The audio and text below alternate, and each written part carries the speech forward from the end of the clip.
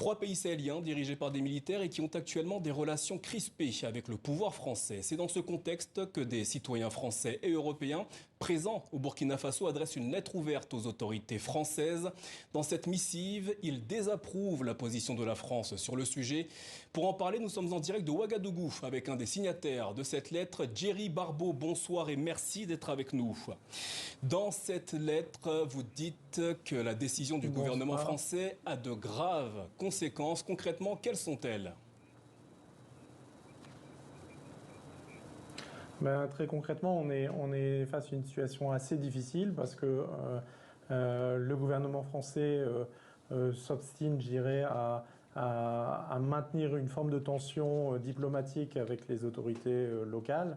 Et finalement, il fait payer les populations en refusant les visas sur les visas pour les chercheurs, pour les étudiants, les adoptions.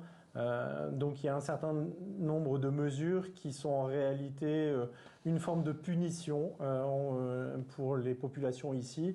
Et bien évidemment, nous sommes des familles installées au Burkina Faso. Certains sont nés ici, certains vivent ici depuis plus de 20 ans. Et donc nos familles sont franco-burkinabées et nous sommes les victimes de cette situation. On a vraiment l'impression de la punition du maître qui veut finalement asservir l'élève, si je veux rester correct en utilisant ce mot-là. Djerry Barbo, dans ce texte, vous dénoncez également la classification en zone rouge de l'ensemble du Burkina Faso, une mesure injuste et injustifiée, écrivez-vous. Pour quelle raison ? Tout à fait, c'est injuste parce que les grandes villes, que ce soit Ouagadougou, Bobo-Dioulasso ou Koudougou, sont des villes qui n'ont pas été attaquées depuis 2015 et donc on peut y vivre, et le fait d'empêcher un peu la circulation, encore une fois, c'est une forme de punition pour essayer d'isoler ces pays-là sur la scène internationale. Djerry Barbo, je vous coupe, mais selon un message du Quai d'Orsay, la diplomatie française, publié le 7 août dernier, il y a une menace terroriste et des risques d'enlèvement qui sont très élevés dans ces zones. Comprenez-vous les inquiétudes du pouvoir français à ce sujet ?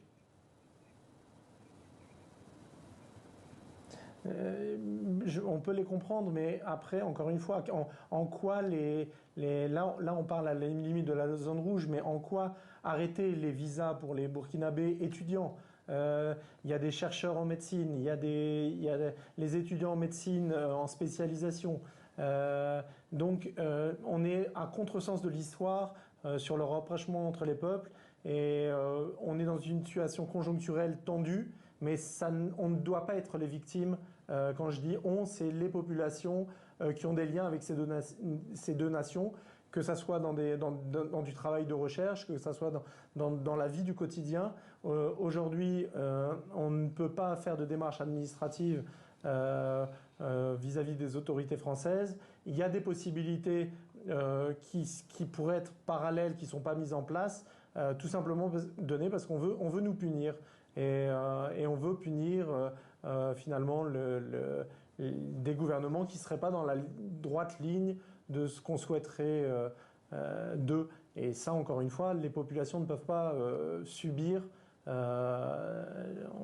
ces mesures Djerry Barbo, rapidement, vous dites que la France veut punir néanmoins. Le gouvernement burkinabé a également demandé le départ de l'ambassadeur français et de ses militaires français. Dans ces conditions, comment renouer le dialogue ? Je pense qu'il y a des diplomates français qui s'expriment sur cette situation-là. Je pense que quand une situation est tendue, il y a toujours moyen de garder le dialogue et de trouver d'autres passerelles. Il n'y a pas que la France, il y a d'autres pays, il y a d'autres façons de faire de la diplomatie. Être dans l'escalade des tensions ne peuvent pas être des solutions, et au final, c'est les populations qui en pâtissent. Merci Djerry Barbo. Que ce soit les populations franco-burkinabées, mais aussi les populations burkinabées. Merci Djerry Barbo d'avoir répondu à nos questions ce soir, toujours au sujet de cette crise.